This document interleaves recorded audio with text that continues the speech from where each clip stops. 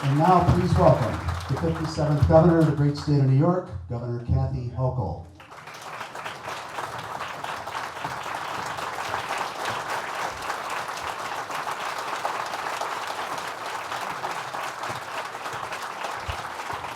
Thank you very much. It's wonderful to be back here once again.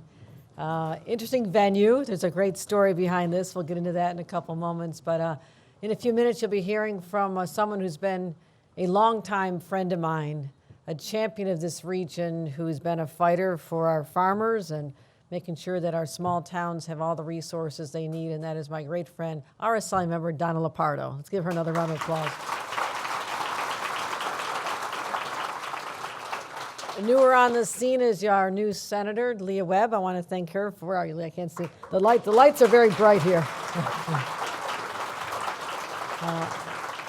County Executive Jason Gardner, who's all ready for whatever storms come our way. He told me he's got it under control. He does pandemics, he does storms, he does floods, and what a great leader he is, a great friend of ours as well. Our mayor, you're going to hear from our mayor in a few moments, Mayor Maney. We talked about our collective grandparents coming from Ireland. He's from Limerick, so he probably knows a lot of funny stories. And I'm from County Kerry, but great to see you, Mayor, once again. Thank you for your leadership here in this area.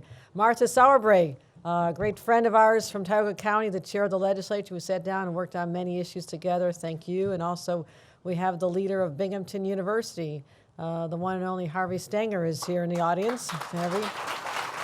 Kevin Drum is here, the SUNY Broome president and co-chair of the Regional Economic Development Councils, and Judy McKinney-Cherry is here as well. Again, I can't see anybody. Are there really people out there? I'm sure you all look great. I just don't know what you're doing. So we're at the Firehouse stage today. This 1899 building has an incredible history. I love the older buildings that populate this beautiful part of our state. And it used to be the municipal fire building, it used to be the mayor's office, it used to be a courtroom, and also held horses and wagons if something smells aloft. That's from a long time ago. But it's really special back here. This area has a rich history in manufacturing, hard work, a strong work ethic has defined this area for generations. At one's house, Endicott Johnson, which was a huge point of pride. And you think about how this community grew, and at one time the company had 20,000 employees. 20,000 employees worked here, so this area was hot. And Endicott Johnson led the way on manufacturing and brought others here, supply chain. And someone like George Johnson, who was the founder, he understood how important it was to take care of his employees. He gave them health care at a time when that was a pretty radical idea. And he built housing and parks and libraries and had a pension fund. Fair labor practices and also fire prevention policies to keep his workers safe. So that's just an example of how our civic and our business leaders working with communities have really helped this region lead the way in setting standards and raising standards to protect a community and its workers. So that's part of a legacy that I think those of you who don't know that should embrace that. That's part of the story of this region. But as you know, we have breathtaking scenery here. It's always delightful to come back. You come down, you go to the Speedy Fest, the Luma Project Arts Festival, Rod Sterling from here. You've got a great story here. And of course, the food and wine. And I was here just not that long ago to announce that statewide, but part of this region benefited from it. We were announcing major investments, $230 million in our upstate airports, because that is often the gateway. When you're trying to attract a business to come here, there needs to be a connection to an airport. So you have a fabulous airport here, and we're going to continue making those investments as well. But we talk about kind of the glory days, and people would say, are we in the glory days, or is that in the past? Well, I see the glory days occurring right now. I really do. I feel so confident in this region. We've turned the corner on the pandemic. When I became governor literally 18 months ago, unemployment statewide was over 7%, which coming from Buffalo actually sounded good. But that's because I grew up in a time when 20,000 jobs were lost overnight when Bethlehem still left my home area. And my grandpa had worked there and my dad had worked there. And I know what it's like when sort of the bread and butter leaves town and unemployment used to be in the double digits. It was extraordinary. But 7% was high, and Now statewide, it's 3.8%. So we are trending in the right direction. And we've created over 586,000 jobs in that year and a half. So that's amazing. 13,000, almost 14,000 right here in the southern tier. So that is a trend that we should talk about, because I grew up at a time when you would have said we lost 13,000, we lost 500,000 workers and jobs. And so the story told there is very, very positive. But it's also about how we keep making transformative investments and how we should work hard to make sure that the southern tier is all it can possibly be. And part of that comes down to making our communities safer, more affordable, more livable, and places that not just people want to come to, but the young people who grow up here, are educated in our great schools, have a chance to go to great community college and public institutions, private institutions, that they can also stay here. That era of our greatest export being our young people is officially over, that people want to come here. And I do believe that the pandemic has had an effect where people are re-examining their lives, and they're being drawn to smaller communities and that sense of, a united story, and a story that is built in a great history and a legacy, but also a promising future. So I'm confident that this region is going to be continue beneficiaries. As some people want to work remotely, you can have a job in New York City, but live right here in Johnson City and have incredible quality of life. But one of the challenges we have is, where are all these people going to live? I mean, you create 13,000 jobs, you got to have places for the workers to live. And this is a challenge that we've embraced. It's always easier to just walk away from the big challenges and say, let somebody else do that. But that's not why I ran for office. It's not why I'm where I am right now. We have to lean into this. And I'm conscious of the fact that bold leadership is required right now, because some communities have embraced adding more housing and others have not. And people want to live here. I was reading the applications for a lot of information. I saw Montour Falls had put in some comments from the local community talking about, we're losing our young professionals because they cannot find apartments or condos to live in. And that is a statement of fact. So I have a plan to build over 800,000 units over the next decade. It's bold. It also builds on $25 billion last year to increase our affordable housing stock. So again, young people right out of school don't have a lot of money, barely have that first job under the belt. They might be making minimum wage, that they can get on that rung. Because sometimes in our society, your success is judged by the house you're living in. My parents used to live in a trailer park. That would be viewed as not very successful. But then my dad was able to work at the steel plant by day, got an education at night. They could finally afford that little 2-bedroom apartment where a couple more babies were born, including me. And then they got a little Cape Cod house, and then they got a little bigger house, they got a little bigger house. And I want that available to everybody. So our communities, to continue growing and thrive, have to be able to have that variety of housing to offer our citizens and those who want to be our new neighbors. So I have a goal to increase, and it's modest, to grow the housing stock for our communities by 1% over the next 3 years. Now that's for some communities, 80% of the communities, that's going to be just 5 houses or less. It is modest, especially the smaller communities.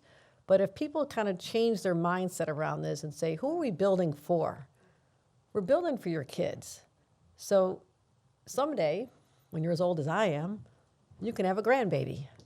And I've got one that's almost a year old, and it has changed my life.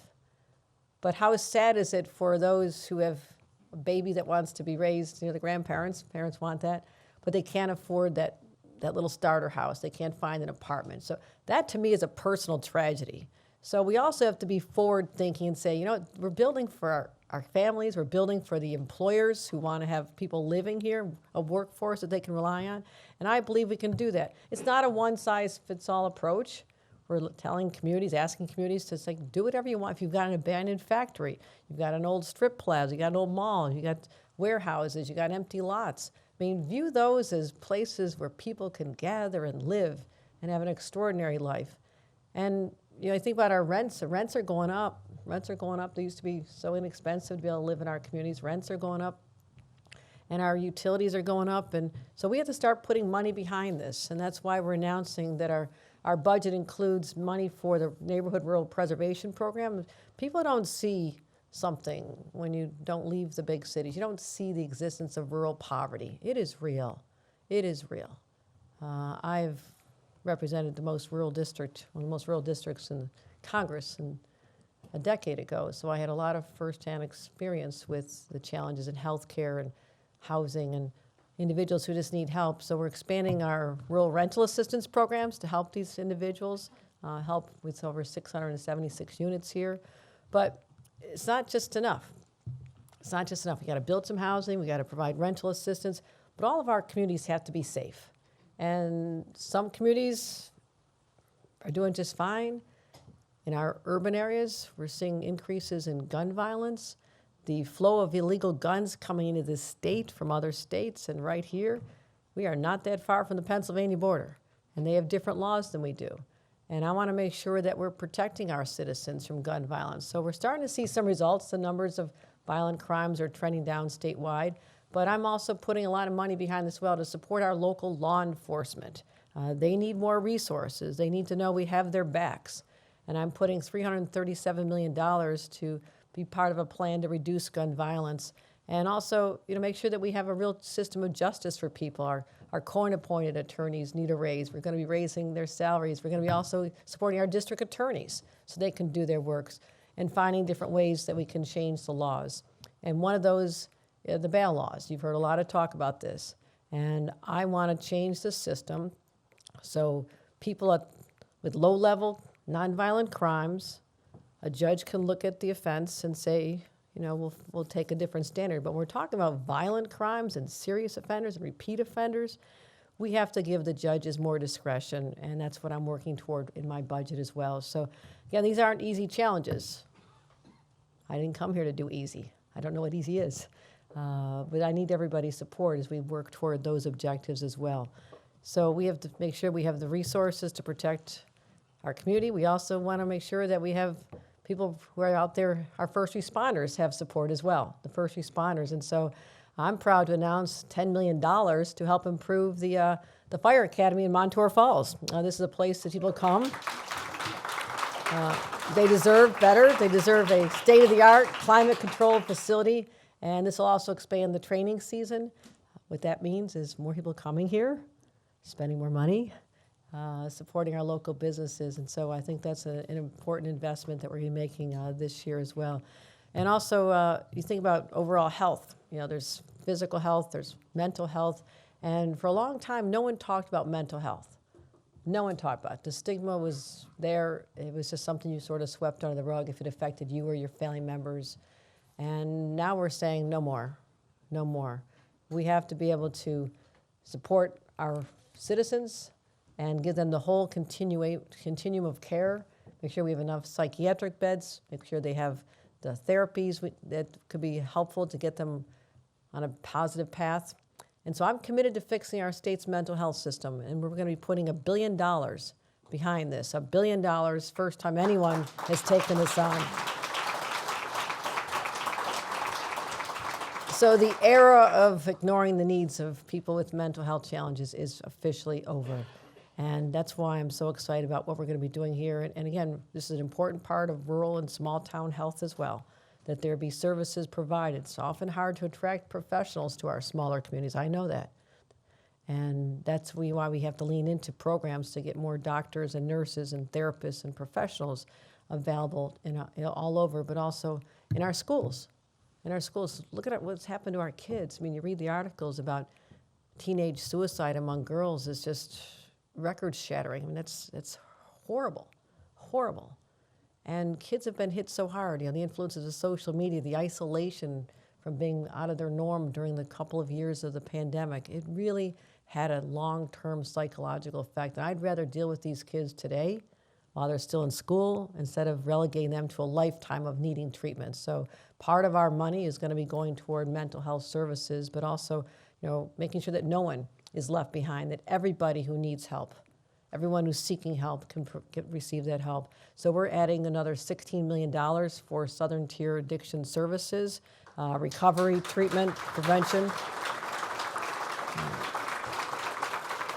because you talk about mental health, but there's also substance abuse challenges, and this hit my own family. We had a nephew that was injured on the job as a high school student working at a deli, and developed that lifelong addiction to painkillers that turns into needs for opioids and fentanyl, and eventually his life was cut short. So I know the pain that a lot of families go through, especially in our smaller rural areas. I know it's real, and the services are just not what they should be. And I want to change that dynamic. That's personally important to me, that every family should know I can take care of my child if I see these signs, or a spouse or a loved one. So that's why we're making this major commitment. Also, you think about our veterans. There's so many veterans that come out of our smaller communities. I was on the Armed Services Committee in Congress, had a chance to go to Afghanistan and convene a roundtable with our veterans, and I asked them what their greatest fears were. It was not the Taliban that was just off in the hills. It was coming back home and wondering what would happen to them. Would they have a job? Would they have a house? Were they going to be okay? Because a lot of them had tours of duty that 2, 3, 4 times. It has an effect on you. We owe a debt of gratitude, but also we owe them help. And we can't ignore that phenomenon either with our veterans. So we are continuing to invest for this region alone $885,000 for our veteran peer-to-peer services, and also helping them with PTSD, traumatic brain injury, and other services. So if you know anyone that is in need of help, tell them it's okay to come out. We embrace them. They were willing to serve us, put their lives on the line for us, and we have to make sure that their remaining lives are healthy as well. So I also want to talk about something else, education. I love being in groups of little kids. It always makes me feel real. They kind of keep you honest about things. Like, I remember giving a speech once, and I thought these little kids in the front row were just enthralled. They kept watching me and watching. I said, well, they're really paying attention. I said, are there any questions out there? And one little kid raised her hand and goes, why do you have 2 different shoes on? And I'm like, I didn't know I had a navy one and a blue one. It was dark in the car. So I love the honesty of children. I've never told that story before, but but it's real. It's a real one. But let's focus on the kids, and that's why we have unlocked an enormous amount of money, so the schools have what they need. Parents know that they're going to get the highest quality that best education money can buy is what it is. And there's nobody else who can touch our commitment to education, because if you make these investments now, you get these kids on a path that leads them away from all the temptations of the street or trouble in the neighborhood or decisions related to substance abuse and going into different activities that you do not want your kids into. If we can help them make those decisions now and give them a good education, what a great jumping point for the rest of life. So we're allocating $34.5 billion, the largest increase ever, and that includes $1.4 billion for the southern tier. And that is an increase in foundation aid as well, almost $95 million in foundation. That's almost a 12% increase over last year, which is also historic. So we are putting our money where our belief is in supporting our teachers and our schools and the parents. And we're also giving so much money to schools that if schools are providing all the services they need to, which is great, I have a suggestion. You can cut your taxes. That's up to your school districts, but I think there's opportunity because our property taxes. I spent 14 years as a local government official, so I've done a lot of municipal budgets, and 2/3 of our local property tax was the school tax. And so that's real. They have their needs, but we're working really hard to get more money out to our schools, get out to the schools, spend what you need, but also let's remember our taxpayers out there, the businesses and the community members who are really dealing with a lot of affordability issues this year. Price of everything's going up, and how nice it could be if they could definitely not see an increase or even stay flat, but even a decrease. So I'm going to put that out there to all the school boards who might be paying attention, but you have more money than you ever dreamed of. So let's make sure we do smart things with it. But speaking of education, let's talk about colleges. This is the ladder. This is the ladder of opportunity. Like I said, it changed my father's life when he was able to get a college degree at night. Otherwise, the who knows, I would have, my family would have been in a very different circumstance, and I'm aware of that. And because of that story, I want that opportunity for everyone. It's so important to me. And so we're going to keep investing in our higher education. There's some announcements of what we're going to be providing for our local colleges, money for Binghamton, Cornell, Broome Community College, Tompkins, Corning Community College, because there is such a variety of options for people.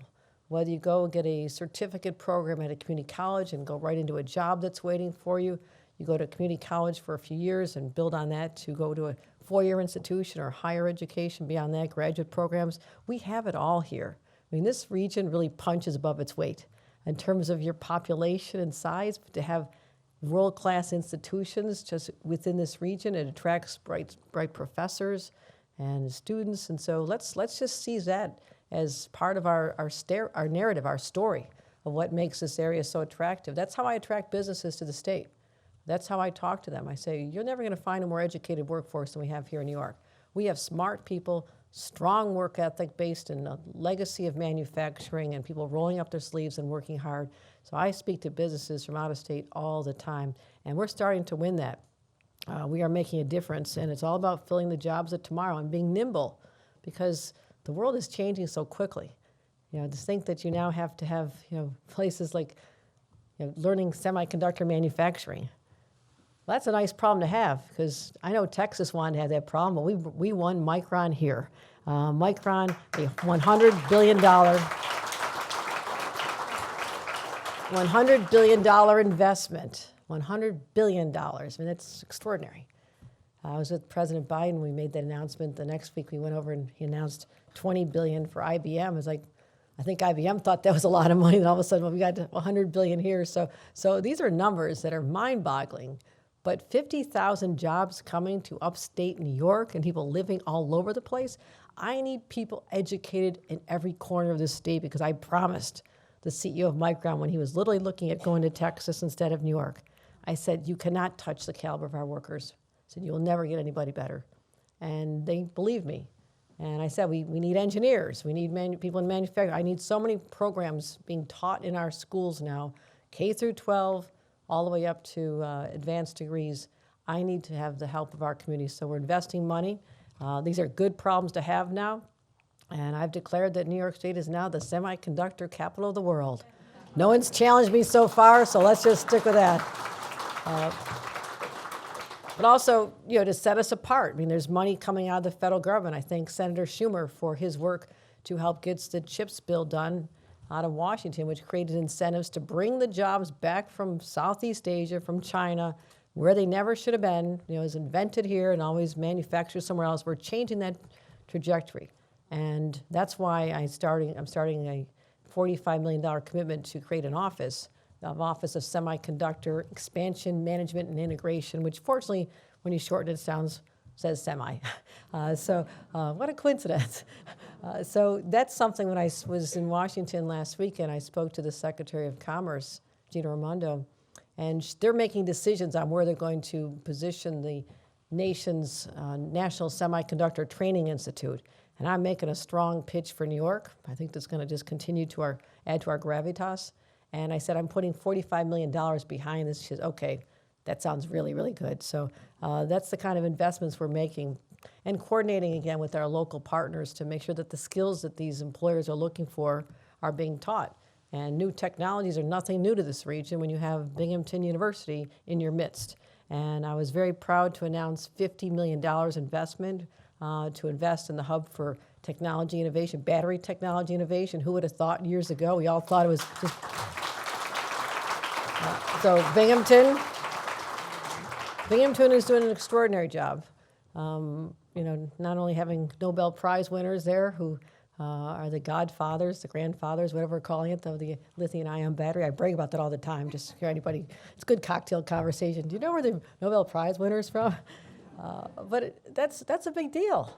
This person is not in California. They're not in Silicon Valley. They're not in Texas. They're here.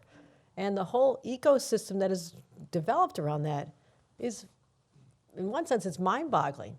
And I want to thank again Harvey Stenger for his faith in what this institution could do.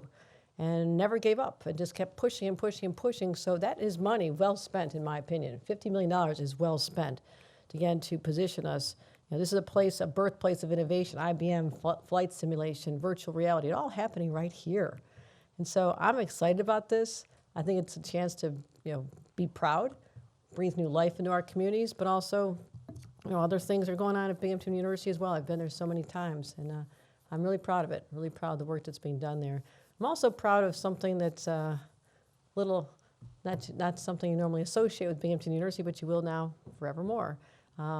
Last year I signed an executive order to create the 400 Years of African American History Commission. And I wanted to highlight the contributions of individuals across the state. Well, you have incredible stories right here with the Underground Railroad. And that's why something that's going to find its home at Binghamton University is the Harriet Tubman Center for Freedom and Equity at Binghamton University, $400,000. Oh, sorry, it's not $400 million, $400,000.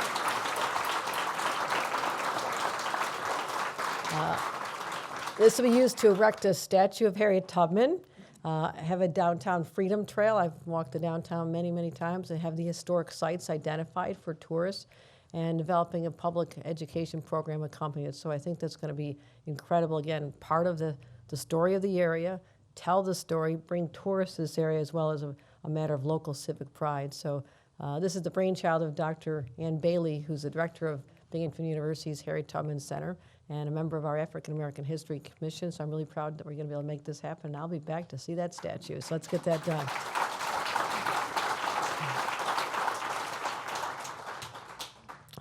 One thing we always have to deal with in the southern tier also, because we have so many roads, are the fact that our roads deteriorate, our bridges deteriorate, they get a little run down. Now, if you're not in local government, you don't get real excited about money for roads and bridges.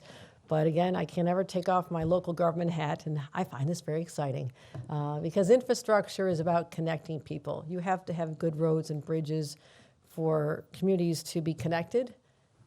You also do it for the businesses that want to be able to manufacture here and transport their goods, as well as bringing goods in. So it's really important. So I won't list them all because they go on and on and on, but we're announcing $151 million collectively for a variety of DOT projects, not the least of which is $45 million to take care of pavement renewal on Route 17. Route 17 is a critical lifeline for this region, so we're going to get that done as well. And replacing bridges and the Binghamton Flood Control Project. There you go, Jason Gardner and everybody else. Let's take care of that. Let's make sure you're ready for the floods. But also, I really hate potholes. I don't know if you know this, but I was lieutenant governor for 8 years. All I did was drive around the state and go to all of our communities. Why I know exactly where I am. I've been here before. There's a lot of potholes out there, a lot of potholes. So I decided, as governor, I'm coming at them. I'm coming at them. So we are going to be announcing another $27 million for local paving and potholes. But just so you know, I mean, not that anybody's really keeping score, but in the southern tier, we paved over 597 miles already. And I filled, in the southern tier alone, 300,000 potholes. So there you go. There you go. I won the war. I won the war. Another reason that I take the roads to come here are your magnificent parks. The southern tier has the most beautiful parks. I brag about them all the time. We've had a record number of people visiting our parks. It actually started during the pandemic when people were looking for that outdoor space to be safe and congregate with their families. So we had almost 80 million visits to our parks last year alone. Attendance rose to more than 1 million from the year before. But I believe in one of my favorite parks, which is not right here, but down the road a little bit, is Tagana Falls State Park. We're investing $600,000 there. I've been on. That's gorgeous. It's like it is gorgeous, they say. I actually have the T-shirt for that too. But I've been on these trails. I've hiked the Black Diamond Trail. It is so beautiful. It's all just part of that southern tier charm. And we have many, many, many parks here as well. But one of my other reasons for coming here often is the Downtown Revitalization Initiative, which I'm going to continue because we have transformed over 60, maybe 70 communities now. Whereas I think about when I was local government, if someone had said to me, if your community can work together and come up with a shared vision for how you would possibly spend $10 million, If someone said that to me when I was local, I would have fallen off the chair, because you don't get that. You have ideas here, there, what we want to do. Make connections to waterfronts. You want to fix up streetscapes. You want to fix up facades. You want to build more apartments above retail space. But it always happens over a long time because you don't have that concentration of money all at once. That's why this program is transformative. You get $10 million all at once. You can make a difference in not just the physical appearance of your community, but really it changes the psychology of a community. You know, places that once had worn down curbs and kind of run down storefronts. You know, I know a little bit about this. I keep talking about my experience growing up in, the industrial Buffalo era.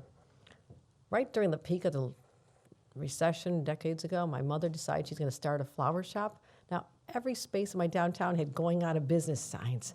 It's like, Mom, it's not really a good time. She goes, no, I didn't like the flowers that the florist did for my son's wedding, and I'm going to have my own flower shop. I was like, okay, I was 1 week out of law school, so she thought her daughter, the lawyer, knew how to do everything, including start a business. Like, I didn't want to tell her I didn't learn a whole lot. I had to call another real lawyer to tell me how to do it, but we did it, and Mom started a flower shop, but across the street is this little rundown business and going out of business sale, or they would have the Genesee beer signs, handwritten and the scribbling. It was just, there was no continuity of facades. I mean, it was an old community, but you never knew it because they had plastered over. I mean, who were those planners and architects and everybody in the 70s? I just want to meet one someday and say, what were you thinking? Because it looks like brutalist Russian architecture, doesn't it? I mean, they plastered over old brick buildings from the 1800s. So they did that to my town. So anyhow, I diverged once again. Sorry about that. But I know how it can change a community when you fix it up. And people are proud to push the stroller, proud to go out on a date and go get an ice cream cone, proud to walk down, seniors who talk about the days in the past. So that's what I want to do for communities. I want to bring that sense of life and pride back. And $100 million is what I'm going to continue allocating to 10 communities every year. But also we realize that there's a lot of small communities where $10 million, some communities are like the size of an intersection. They still deserve to get help. And we decided we could scale in response to the request. We could also have a program called New York Forward that I launched last year, where a community could win $4.5 million as well to, again, change their own trajectory of their future. So I'm proud to announce that the Village of Johnson City has just won $10 million.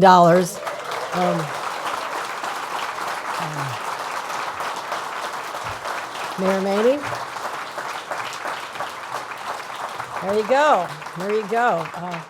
This community laid out a very clear vision of what you want to see for the future. It was how to spur job growth and tourism and improve the quality of life, economic boost to local businesses, and really just continue the economy. You're positioned in such a great place to take advantage of the new investments that are coming to this area, and continuing to transition from a working class low-tech manufacturing community to high-tech manufacturing. There's so many possibilities here, and you have the space, and you have the desire, and the citizenry. You have a really informed and engaged citizens who live in this community who really care a lot. So I'll be back again to announce exactly what we're doing with the $10 million. We'll look at your ideas, and I'm sure most of them will be funded. You might probably ask for $20 million worth of ideas if I know. But we're going to help you out with the $10 million. So congratulations, Mayor Maney. Thank you.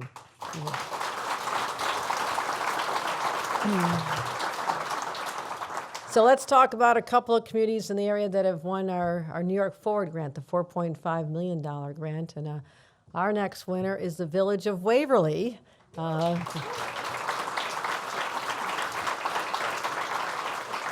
So when people think about small town Americana, places like Waverly come to mind, and it's embraced that small town way of life, but they have their boutique shops and restaurants and small businesses hosting community events year round, tinsel and lights and all these fun activities. So I want to congratulate our mayor here, Pat Ayers.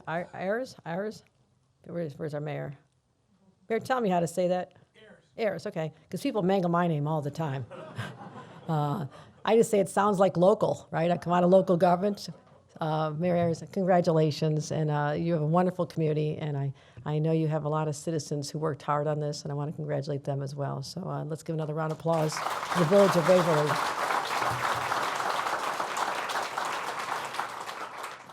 All right, one more to go. The Village of Montour Falls will also receive a $4.5 million grant.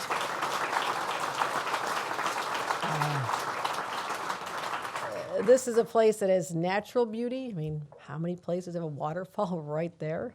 Extraordinary. The culture, the recreational assets. And I remember visiting by there. I stopped by, what was the cabinet maker's name? Chacon Cabinet Makers? Right around the corner from the falls. It was amazing. Family business there, working really hard. And it just reminds me of why these communities are so special, and have the waterfalls right there. And this can be a corridor to the restaurants and breweries and boutiques. And so a lot going on here. And I want to congratulate Mayor James Ryan, and Mayor in the house here. Mayor, where are you? You don't show up. Are you here, Mayor? Okay.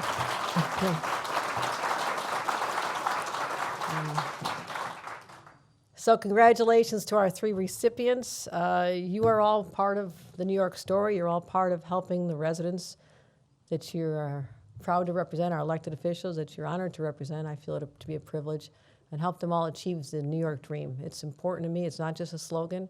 It's how we live life every single day. Are we bettering the lives of our residents, the people who put their faith in us? Are we going to leave this place better than we found it? Because that's how we're judged at the end of hopefully a long life. And I take that very seriously. But thank you for the privilege of representing all of you. These communities mean the world to me. And I'm going to make sure as the governor that no one ever thinks that New York State is simply one big city with skyscrapers. There's a lot more to us, and I'm going to make sure they know that. So thank you, everybody. Congratulations. And with that, let me bring up our Assembly Member, Donna Lepardo.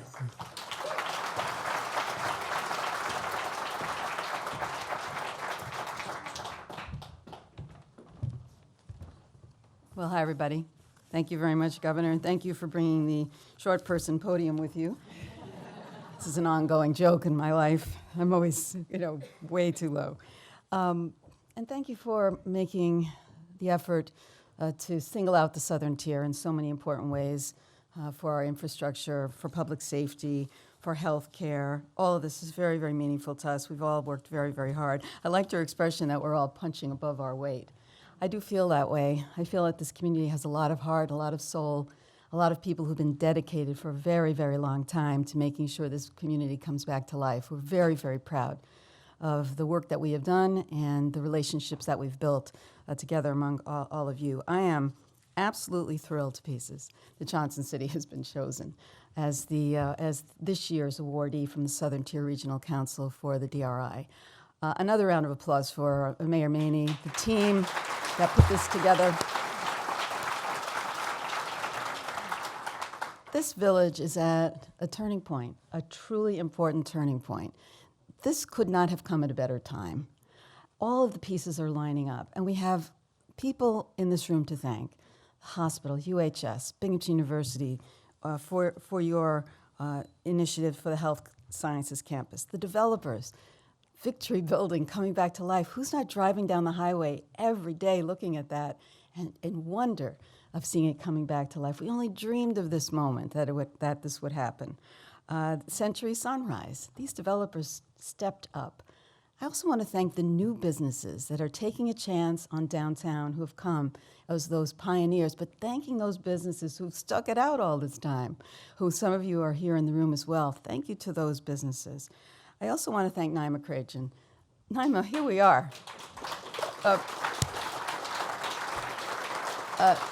Not only have you preserved this space as the firehouse stage and investments are going to come, Governor, I know how much you love old buildings. I do as well. If you have not seen this Goodwill Theater that Naima and her team have been trying to save, we really must take some time one day to take a look at it. It is a fabulous space that will be truly the anchor to the health and cultural district that we're trying to develop here. So I think this is only a positive step, not only for Johnson City, but truly for the whole region. And I also want to acknowledge my new Senator Webb, who's here. She and I are going to be overseeing these grants for Johnson City and the rest of the investments through our budget process and in the years and months ahead. So, Senator Webb. And I want to thank you, Governor, for keeping this downtown program going. It really means a lot to us that you value saving these spaces. I know you always ask me when you come to a place, does this downtown have a brewery? And this one will. It had one, and it's being relocated and expanded, and we're looking forward to that also being an important anchor in our community. So again, congratulations to Montour Falls and Waverly. I was on the review team for those. Congratulations to the mayors and your team. Those were terrific presentations. I enjoyed both of them very much. I'm very proud to support those. And again, thank you to all of you for believing in our community, believing in one another, and believing that our better days are ahead. These investments are only going to improve our dream and see it come through. And now, I usually forget this part, I want to introduce Mayor Maney. Thank you very much.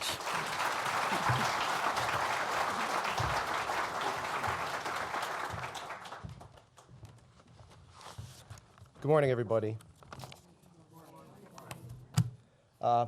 Governor, thank you so much for coming to Johnson City. We truly appreciate it. I'm going to be not so eloquent. They're both a tough act to follow, so if we could give the governor and the Assemblywoman another round of applause, I'd appreciate it. Also, I'd like to thank County Executive Garner and Senator Webb for attending as well today, and all the guests. We really appreciate it.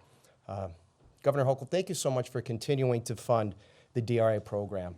Assemblywoman Lepardo is right. We are at a tipping point, and this is going to launch us well past where we need to be. I'd also like to thank the Southern Tier REDC for your support and for your vote in moving us forward on this endeavor. As a lifelong resident of the Johnson City, I did witness a vibrant downtown. I mean, the white hair tells the tale. As a kid, growing up in all the shops and the workers from the EJ factories walking around. And it was a really nice, vibrant place. It was some place that you wanted to live. However, once manufacturing left our town, our downtown lost its life. It began its slow and steady decline. Fortunately, over the last few years, development and revitalization has come back to downtown Johnson City. In 2015, Binghamton University broke ground on their School of Pharmaceutical Sciences. I personally believe that was the start of our downtown revitalization. Since then, the School of Pharmacy has transitioned and grown into Binghamton University's Health and Sciences campus. And hopefully, President Stanger, that Binghamton University continues to grow their Health and Sciences campus right here in Johnson City. In 2022, we had a couple of exciting groundbreakings as well. Paulus Development took a blighted Endicott Johnson manufacturing facility, one of the largest manufacturing facilities that Endicott Johnson had. And it was blighted and it was broke. He has brought that back to life. It's currently going to open next week, and he has 156 market rate apartments at the Victory Lofts. That's going to bring a lot of life and a lot of residents back into our downtown, and we appreciate you. Thank you for your foresight and choosing Johnson City for that. And also, we hope that you continue to find other projects and development opportunities in Johnson City. The other groundbreaking last year was most likely the largest single investment in the history of Johnson City. The new United Health Services hospital facility is currently under construction, and this will bring a new state-of-the-art healthcare facility to our downtown. We are glad that UHS continues to call Johnson City its home. These major developments essentially bracket our downtown, and they are a driving force behind our revitalization. However, it really wasn't enough. These projects, they got us to that point, and now we have the DRI, which is going to push us over. With the $10 million that the DRI brings to Johnson City, we will see a complete transformation and revitalization of our downtown. These funds will enable future development. The DRI will allow dreams to become reality for both large and small developers. The DRI will transform our downtown back into a vibrant downtown filled with life today rather than tomorrow. This is exactly what our community needs, and for this we are grateful. Lastly, I can't go without the utmost appreciation and thanks for the team that worked on the application presentation. When you mentioned community, this was truly a community project. Members from all across the community came together with a common goal, and that was to push Johnson City to the forefront with the DRI. Your commitment and dedication to this project from the start through the finish is something that I am grateful for. Because of your hard work, Johnson City truly is where life is worth living. Thank you all today for coming. This concludes our program. We hope you enjoy the day and have safe travels with the snow.